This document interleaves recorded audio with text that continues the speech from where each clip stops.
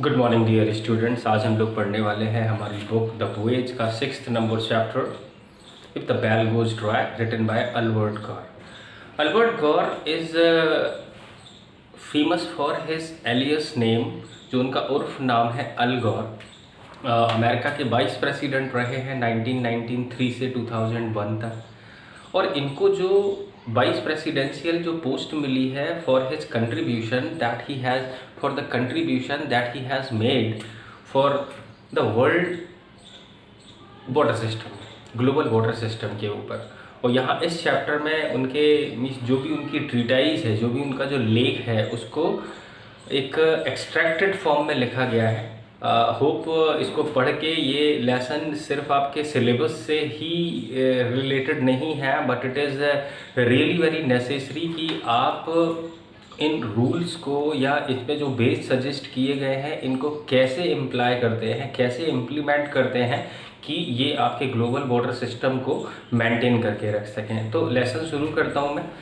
Writer बताते हैं कि हमारा जो ह्यूमन बॉडी है, या अगर जितने भी प्लैनेट्स हैं इस पूरे हमारे गैलेक्सी में, जिसका नाम मिल्की वे है, इसमें जितने भी प्लैनेट्स हैं उन सारे के सारे प्लैनेट्स में अगर लाइफ, ह्यूमन लाइफ किसी भी एक प्लैनेट पे पॉसिबल है तो वो सिंगल प्लैनेट है अर्थ।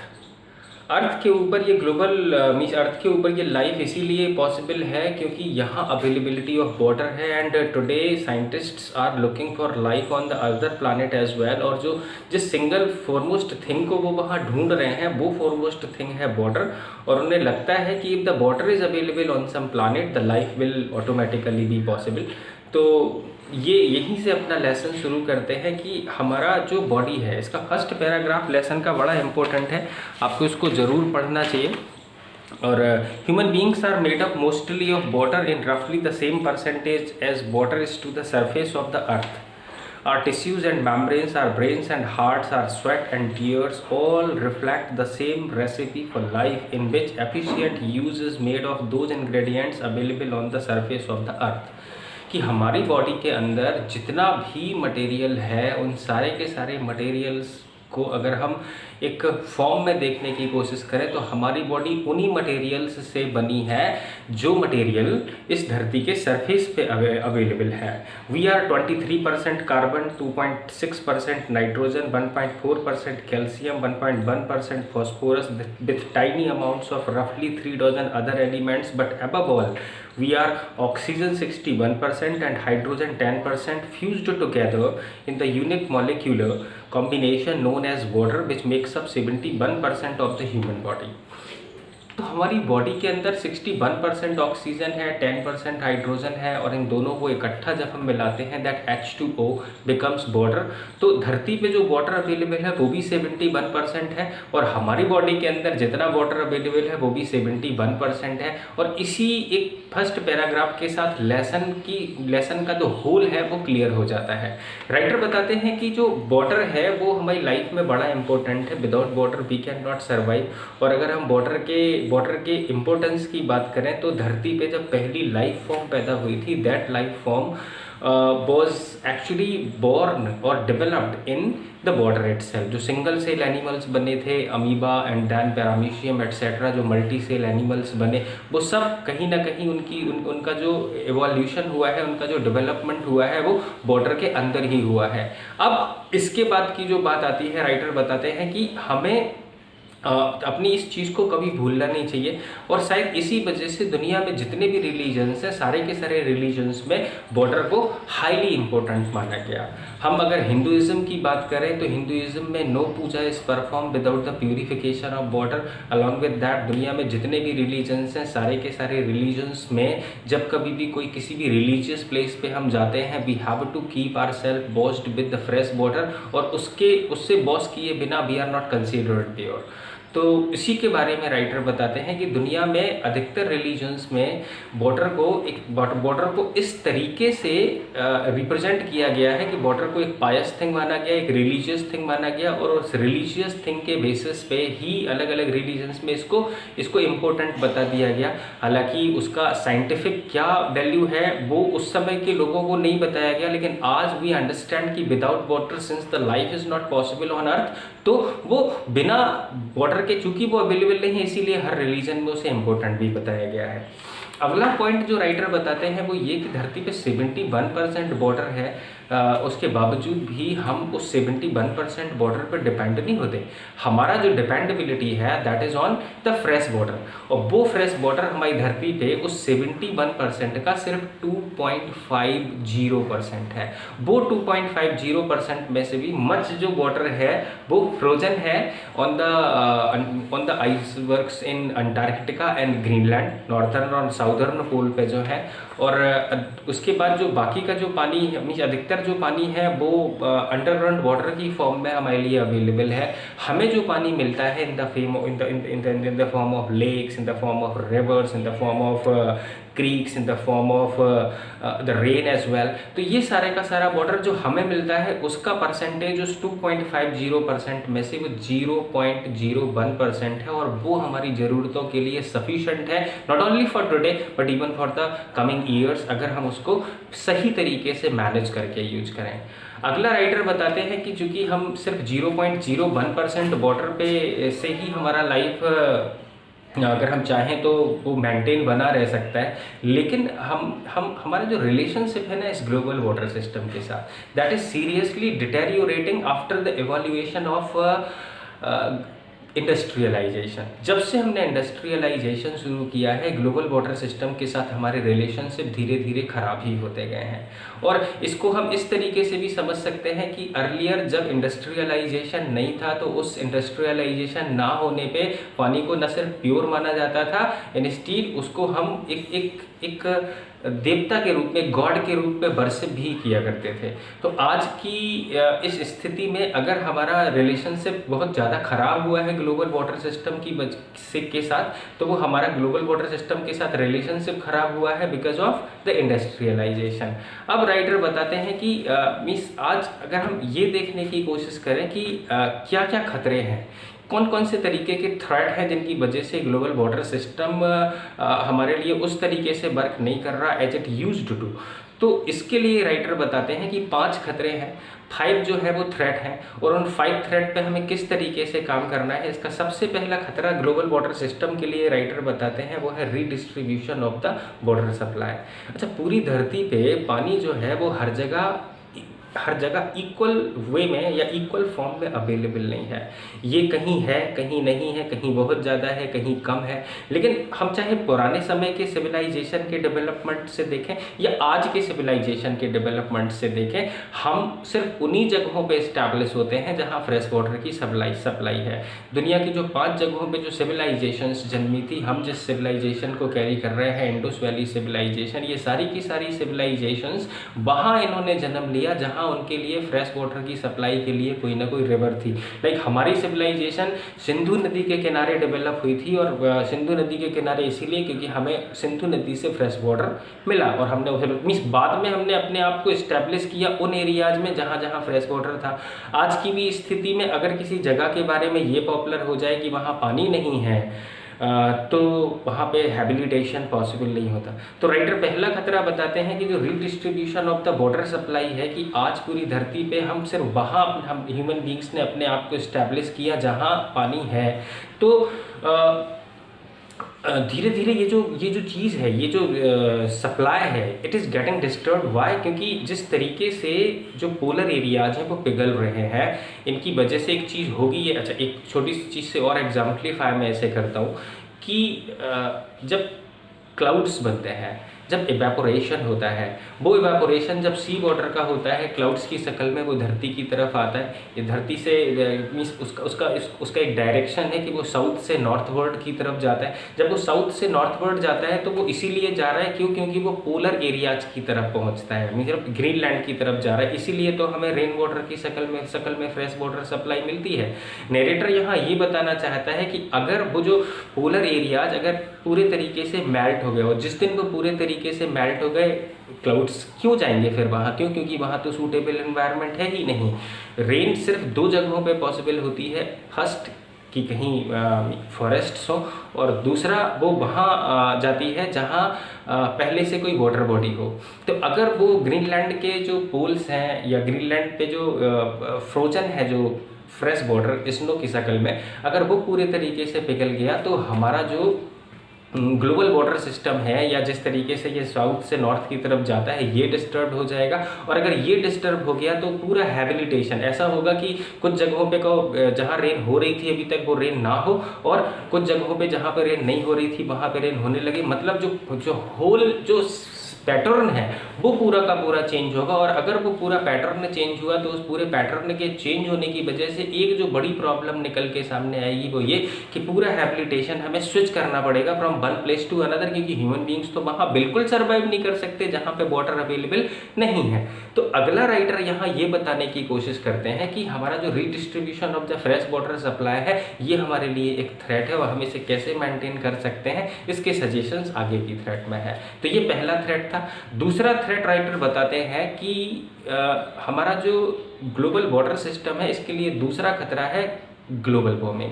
ग्लोबल वार्मिंग की वजह से ही हमारे जो आइसबर्ग्स हैं in Antarctica and Greenland they are melting, और उनके मेल्ट होने की वजह से कई सारे फर्दर खतरे बढ़ रहे हैं, जिनमें से ग्लोबल वार्मिंग की वजह से पहला खतरा जो बढ़ रहा है वो है मेल्टिंग ऑफ ग्लेशियर। जब वो ग्लेशियर्स पिघलते हैं तो उनका पानी आके सीज में मिलता है, और जब वो समुद्र में मिलता है तो सी का जो लेवल है वो बढ़ता है।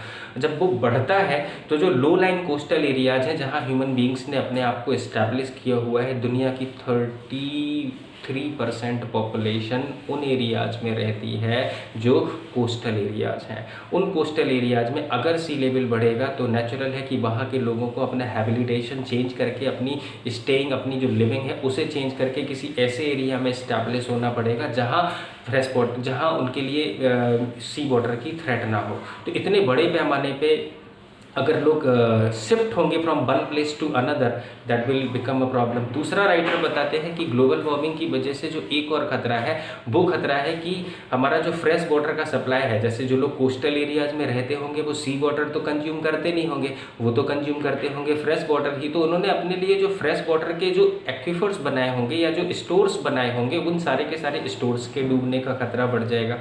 तीसरा राइटर बताते हैं कि ग्लोबल वार्मिंग से जो टेम्परेचर बढ़ रहा है, टेम्परेचर बढ़ने से जो वाटर का थर्मल एक्सपेंशन है वो इंक्रीज होता है, और जब वो थर्मल एक्सपेंशन इंक्रीज होता है तो सी लेवल फिर से इंक्रीज होता है। अगला राइटर यहाँ एक और चीज़ बताने की कोशिश करते हैं कि जो छोटे छोटे समुद्र में जो वेव्स हैं वो चलती रहती हैं, तो एवरेज हरिकेन्स जो चलते रहते हैं उनकी स्पीड और उनकी लेंथ, मतलब जो टाइड जिसे हम कहते हैं, वो उनका सिंगल डिटरमाइनिंग फैक्टर होता है इंक्रीजिंग टेम्परेचर। अगर टेम्परेचर इसी तरीके से बढ़ता रहेगा ना तो जो छोटे छोटे हरिकेन्स जो समुद्र में आते रहते हैं दे विल बिकम स्ट्रॉन्ग और they will become the cyclone, जो कोस्टल एरियाज में रहने वाले लोगों को और परेशान करेंगे। अच्छा, एक और चीज़ राइटर यहाँ बताने की कोशिश करते हैं, ये फर्स्ट थ्रेट का हिस्सा था, वो था कि अर्थ का अपना एक यूनिक बैलेंस है। जैसे इक्वेटर पे जो वाटर बॉडीज पड़ते हो, equator means the central line of the earth, equator पे तो जो वाटर बॉडीज पड़ते होंगे उन वाटर बॉडीज का टेम्परेचर पोलर एरियाज के वाटर बॉडीज से नेचुरली कम होता होगा।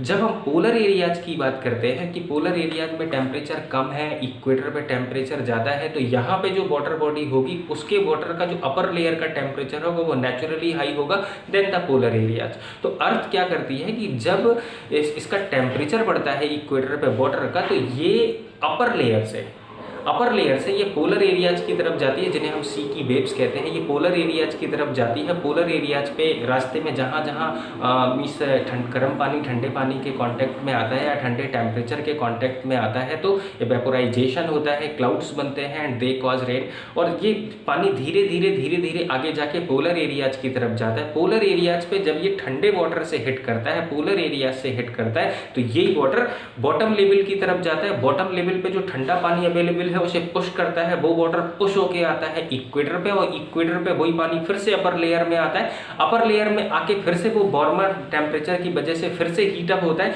और ये प्रोसेस लगातार चलती रहती है। इसीलिए सी वाटर का जो टेम्परेचर है at all the places is almost equal. So ये बिकॉज ऑफ दैट। तो दो खतरे हो गए। पहला खतरा हो गया redistribution of the fresh water supply. Narrator बताता है कि जिस तरीके से ये फ्रेश वाटर सप्लाई की प्रॉब्लम कॉज होगी because of the increasing temperature और बिकॉज ऑफ द इंडस्ट्रियलाइजेशन की जो टेम्परेचर बढ़ रहा है, तो ये लोगों के लिए एक बड़ा खतरा होगी। लोगों को एक प्लेस से दूसरी प्लेस पे अपने आप को माइग्रेट करना पड़ेगा। That will be very costly and very tiring as well. Tiring के अलावा ये बहुत ज़्यादा एक कॉम्प्लिकेटेड प्रोसेस हो जाएगा। दूसरा खतरा राइटर बताते हैं ग्लोबल वार्मिंग। ग्लोबल वार्मिंग की वजह से फर्दर जो वो खतरे बताते हैं वो ये कि एक तो ग्लेशियर्स मेल्ट होंगे तो जो सी लेवल है वो बढ़ेगा। दूसरा छोटे छोटे जो कोस्टल एरियाज हैं उनके डूबने का खतरा बढ़ता रहेगा। अगला राइटर बताते हैं कि इसी टेम्परेचर की वजह से जो थर्मल एक्सपेंशन ऑफ वाटर है वो बढ़ता है, तो सी लेवल और ज़्यादा इंक्रीज होता है। छोटे छोटे हरिकेन साइक्लोन्स में चेंज हो जाते हैं, तो वो भी सेल बिकम अ प्रॉब्लम। तो ये दो खतरे हो गए। तीसरा खतरा राइटर बताता है ग्लोबल वाटर सिस्टम को, वो है डिफॉरेस्टेशन। जिस तरीके से मतलब जो हमारा जो लैंड यूज पैटर्न बदला है कि हम उन जगहों पे भी रहना चाह रहे हैं जहाँ पे हम वी आर नॉट अलाउड, तो हम फॉरेस्ट्स को कट करते जा रहे हैं, अपने लिए एक ऐसा प्लेस बनाते जा रहे हैं जहां हम अपने आप को सर्वाइव कर सकें। तो फॉरेस्ट एरिया में जाने के लिए, अपने आप को इस्टेब्लिश करने के लिए लोगों ने डिफॉरेस्टेशन किया। डिफॉरेस्टेशन की वजह से ग्लोबल वाटर सिस्टम को भी एक तरीके की प्रॉब्लम हुई। मैंने अभी बताया था आपको कि रेन सिर्फ दो वजहों से पॉसिबल है। एक जो इसका रीज़न है वो ये है कि अगर मीन्स रेन सिर्फ उन जगहों पे कॉज होती है जहाँ आइदर कोई वाटर बॉडी है पहले से, या फिर वहाँ पे कोई फॉरेस्ट है। तो फॉरेस्ट के बारे में तो नैरेटर ये बताता है कि फॉरेस्ट जो है ना, फॉरेस्ट भी रेन को किस तरीके से कॉज करते हैं, किस तरीके से दे एक्चुअली इनवाइट। तो इसमें भी एक इवेपोट्रांसपिरेशन करके एक प्रोसेस है। वो इवेपोट्रांसपिरेशन मतलब वैसी ही प्रोसेस है, जब एक्सेस हीट होती है तो उस एक्सेस हीट में हमारी जो बॉडी है वो स्वेट करने लगती है, इससे पसीना निकलने लगता है। इसी तरीके से जब एक्सेसिव टेम्परेचर होता है तो पेड़ों से भी एक इवेपोट्रांसपिरेशन जैसी एक प्रोसेस होती है। ये बिल्कुल वही प्रोसेस है जिसे हम स्वेटिंग की प्रोसेस कहते हैं। इस स्वेटिंग की प्रोसेस में पेड़ों से भी एक तरीके की मतलब मॉइस्चर प्रोड्यूस होता है। वो मॉइस्चर आगे जाके रेन कॉज करता है। दूसरा राइटर बताते हैं कि मतलब जिस दिन बारिश होने वाली हो, वी कैन ईजिली अज्यूम कि बारिश होने वाली है। क्यों? क्योंकि एक तरीके का मॉइस्चर हम फील करते हैं। दूसरा राइटर बताते हैं कि पेड़ों से भी दो तरीके की गैसेस निकलती हैं, तारपीन and dimethyl sulphide. Dimethyl sulphide और तारपीन का काम क्या है कि जब ट्रीज इन्हें रिलीज करते हैं, ये रिलीज होती हैं सिर्फ तब जब हीट बढ़ती है। समर सीजन की बात कर रहे हैं हम। तो जब ये बढ़ती है तो यही दो कंपोनेंट्स जो है कंपाउंड बन के ये एनवायरनमेंट में आते हैं। एनवायरनमेंट में इनका ऑक्सीडेशन होता है। ऑक्सीडेशन में ये दोनों के दोनों गैसेस छोटे छोटे डस्ट के पार्टिकल्स जिन्हें एरोसोल कहा जाता है उनमें कन्वर्ट हो जाती हैं। यही एरोसोल जाके क्लाउड्स से टकराते हैं और इन्हीं डस्ट के पार्टिकल्स के चारों तरफ फ्रेम होके बूंद के रूप में वो पानी धरती पे गिरता है। अगला पॉइंट राइटर बताता है कि इन केस अगर ये बिल्कुल वैसी ही प्रोसेस है एरोसोल वाली, जैसे कि एक डस्ट के छोटे से पार्टिकल के चारों तरफ मोती पर्ल फ्रेम होता है। अगला खतरा डिफॉरेस्टेशन की वजह से राइटर बताते हैं कि जब किसी जगह पे रेन होती है ना, तो मतलब जो ट्रीज़ हैं वो मच वाटर अपने लिए स्टोर करके रख लेते हैं। जैसे हम लोग की भी एक हैबिट होती है कि जब जो चीज़ अवेलेबल होती है हम उसको अपने लिए for the rest of the year store करके रख लेते हैं। रेनी सीजन में ट्रीज़ भी जो है वो अपने लिए पानी स्टोर करके रख लेते हैं। और इसीलिए जो इन्वायरमेंटलिस्ट्स हैं वो ये क्लेम करते हैं कि हमारी धरती पे जितना फ्रेश वाटर अवेलेबल है उससे कहीं ज़्यादा जो in the form of ponds है, लेक्स है, नरेटर बताता है कि इससे कहीं ज़्यादा ट्रॉपिकल रेन फॉरेस्ट में ट्रीज अपने लिए ऑब्जर्व करके रख लेते हैं for the whole of the year. दूसरा कि पेड़ों की जो कैनोपी है ये सिंगल डिटरमाइनिंग फैक्टर है। जब पानी धरती पे गिरता है और पेड़ों की जो कैनोपी है उसकी स्पीड को वो कम कर देती है। जब वो स्पीड को कम कर देती है तो वो इस स्पीड में धरती पे गिरता है कि वो सॉइल को इरोड नहीं कर पाता। जब मिट्टी का कटाव नहीं होगा तो नेचुरल है वो फर्टाइल बनी रहेगी। लेकिन अगर डिफॉरेस्टेशन ऐसा ही रहा तो डिफॉरेस्टेशन की वजह से जो पेड़ों की कैनोपी होगी वो बिल्कुल भी मतलब वो उसकी स्पीड को डिटरमाइन नहीं कर पाएगी, कंट्रोल नहीं कर पाएगी, और जब वो पानी धरती पे गिरेगा तो वो सॉइल को इरोड करेगा। हमारे यहाँ रेन वाटर का जो मीन्स के जाने का जो चीज़ है वो ये है कि आप पर्टिकुलरली सबसे पहले कहीं अगर पानी गिरता है तो वो छोटी सी नाली की फ्रेम में जाके वो किसी बड़े नाले से मिलता है, बड़े नाले से जाके वो किसी छोटी नदी में मिलता है, वही छोटी नदी जाके किसी बड़ी नदी में मिलती है ट्रिब्यूटरी बन के, और इस तरीके से वो सारा का सारा जो रेन वाटर है, अधिकतर रेन वाटर उसमें जितना पानी हमें ज़रूरत होता है हम उसे रोक लेते हैं, और बाकी का पानी जो है वो उन बड़ी नदियों के साथ वो सी वाटर में जाके दोबारा मिल जाता है। नैरेटर यहाँ ये बताने की कोशिश करते हैं कि इन केस अगर ये प्रोसेस जारी रही तो रेनी सीजन में जब सॉइल का जो अपर मोस्ट लेयर है जो सिंगल फैक्टर है फर्टिलाइजेशन का, अगर वो इसी तरीके से बह जाएगा ना तो वो यही सिल्टेड वाटर, वो जो मटमैला पानी हो जाता है, यही सिल्टेड वाटर जाके बड़ी नदी में मिलेगा। बड़ी नदियों का अपना एक कैपेसिटी है फ्लड वाटर को ऑब्जर्व करने का। फ्लड वाटर को ऑब्जर्व करने का कैपेसिटी इन द सेंस कि गंगा नदी के बारे में अगर हम बात करें, that is the biggest river of our country.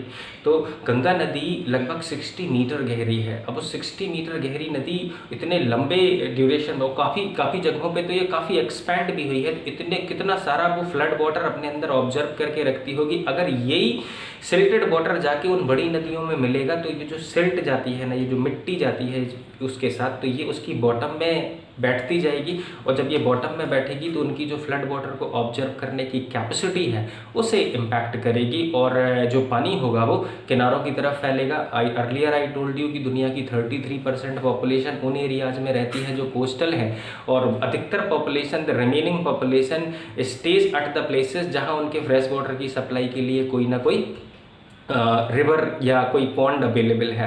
तो अगर इनकी कैपेसिटी भी इम्पेयर्ड होगी तो ये भी पक्का है कि वो जो कोस्टल जो नदियों के किनारे रहने वाले लोग हैं उन्हें भी रिफ्यूजी होना पड़ेगा। They will have to move themselves towards another place. तो 3 खतरे हो गए।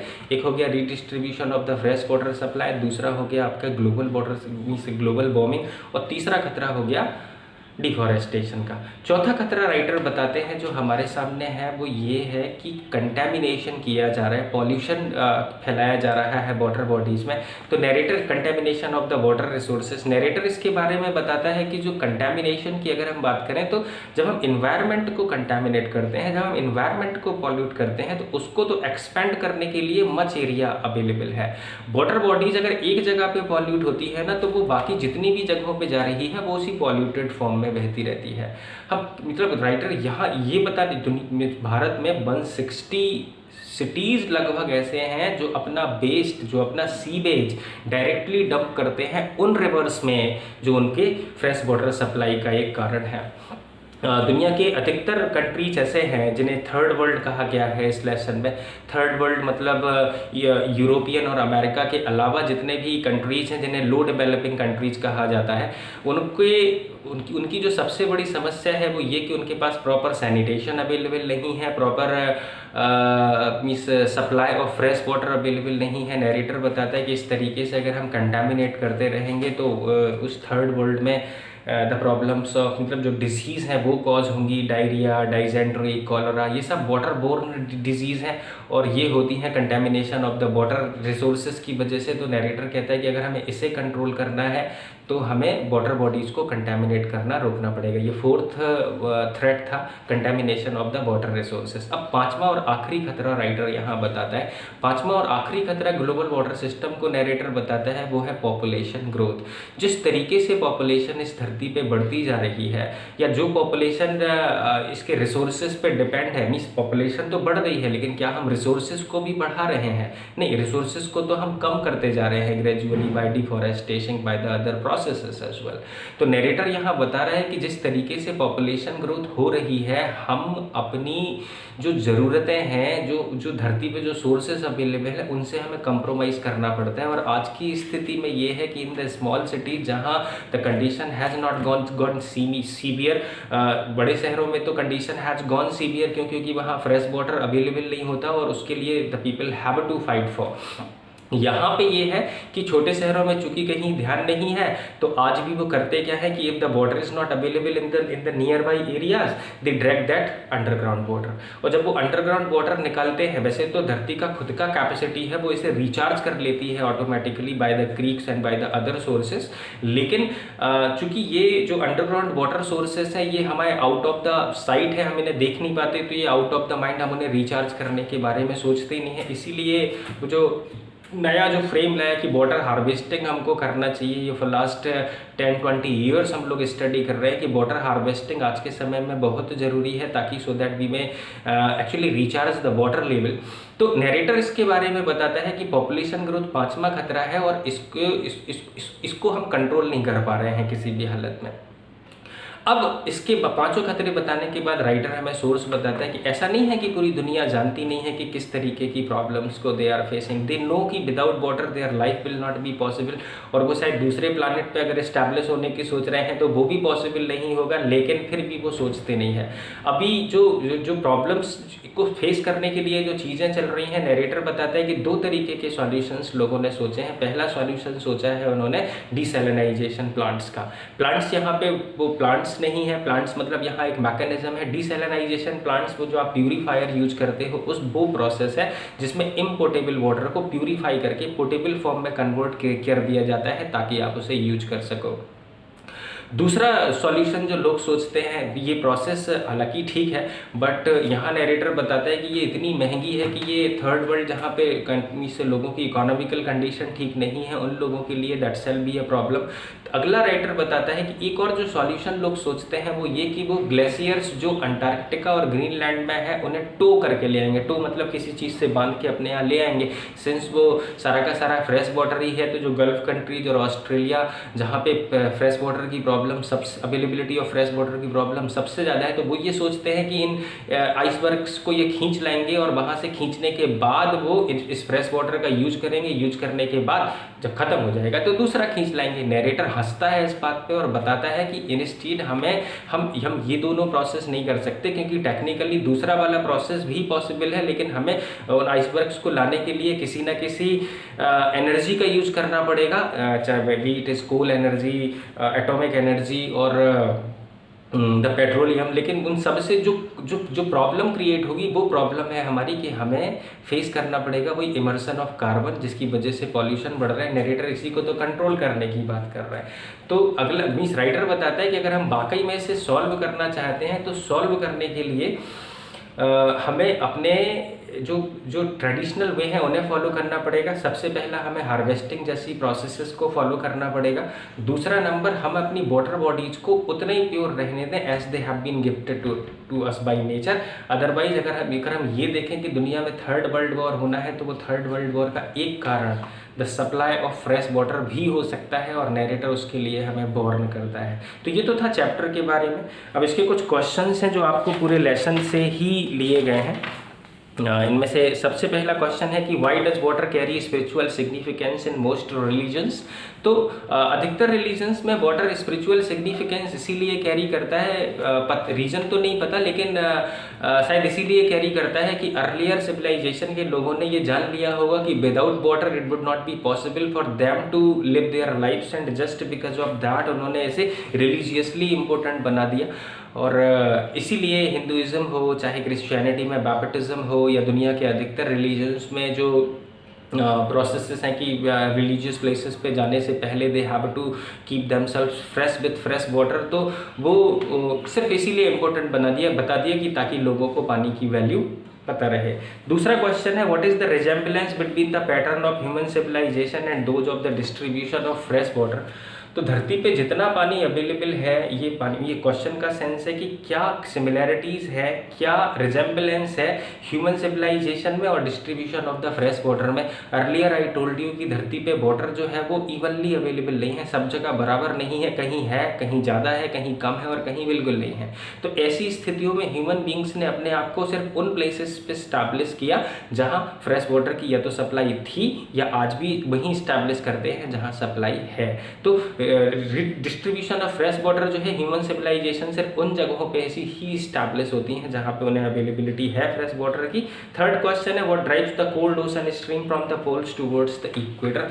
कौन सा ऐसा फैक्टर है जिसकी वजह से पोल्स से जो वाटर है वो इक्वेटर की तरफ आता है। तो मैंने बताया था आपको लेसन की समरी में कि जो इक्वेटर पे जो वाटर बॉडीज पड़ते हैं या जो सी पड़ता है वहाँ पे एक्सेसिव टेम्परेचर की वजह से वो हीटअप होता है, हीटअप होने की वजह से वो वेव्स की फॉर्म में पोलर एरियाज की तरफ जाता है। पोलर एरियाज पे जब वो पानी बॉटम पे जाता है तो बॉटम से वो वहीं कोल्ड वाटर को पुश करता है इक्वेटर पे आने के लिए। इक्वेटर पे वो वाटर फिर अपर लेयर में आता है और अब वो पोलर से वो पानी आता है लोअर लेयर में। जब वो इक्वेटर पे आता है तो इक्वेटर पे वो फिर अपर लेयर में आता है और फिर इसी तरीके की प्रोसेस की यहाँ फिर हीट अप होगा, फिर पोलर एरियाज की तरफ जाएगा। यही प्रोसेस चलती रहती है और इस तरीके से अर्थ जो है वो अपना जो वाटर का टेम्परेचर है उसे मेंटेन करके रखती है। नेक्स्ट है write 2 ways in which global warming raises sea level. तो 2 तरीके नरेटर ने जो बताया वो ये कि एक तो ग्लोबल वार्मिंग की वजह से जो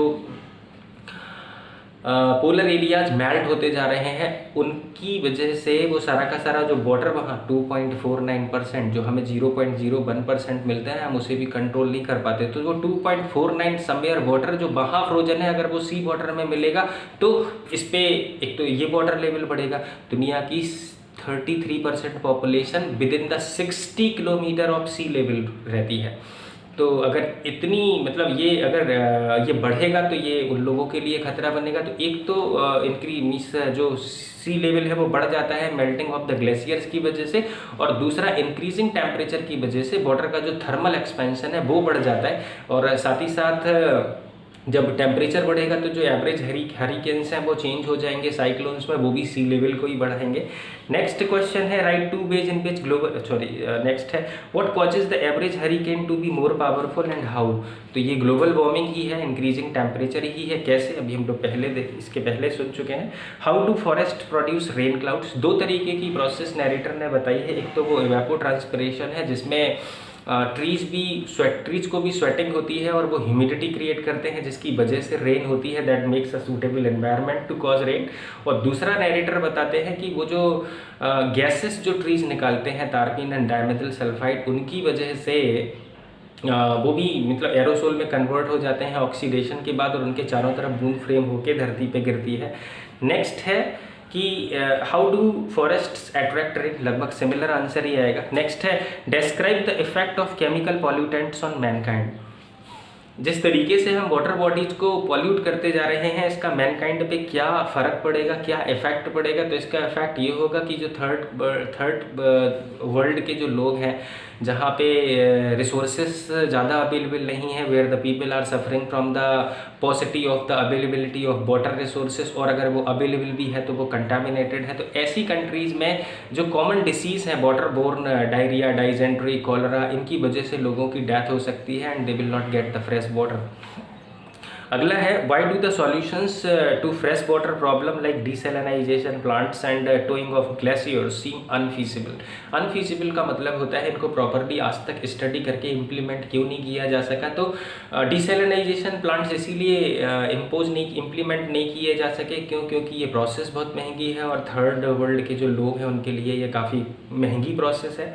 अगला जो टोइंग ऑफ ग्लेशियर्स के बारे में राइटर बताता है, तो टोइंग ऑफ ग्लेशियर्स इसीलिए भी पॉसिबल नहीं है क्योंकि उसको लाने के लिए हमें किसी न किसी एनर्जी सोर्स को लगाना पड़ेगा जिसकी वजह से कार्बन इमर्ज होगा और वो that will create the problem further most, वो उसको और बर्स करे मतलब और ज़्यादा बुरा करेगा। और इसीलिए राइटर बताता है कि इसीलिए आज तक इन दोनों प्रोसेस को डिसैलिनाइजेशन प्लांट्स और टोइंग ऑफ ग्लेशियर को इम्प्लीमेंट नहीं किया जा सका।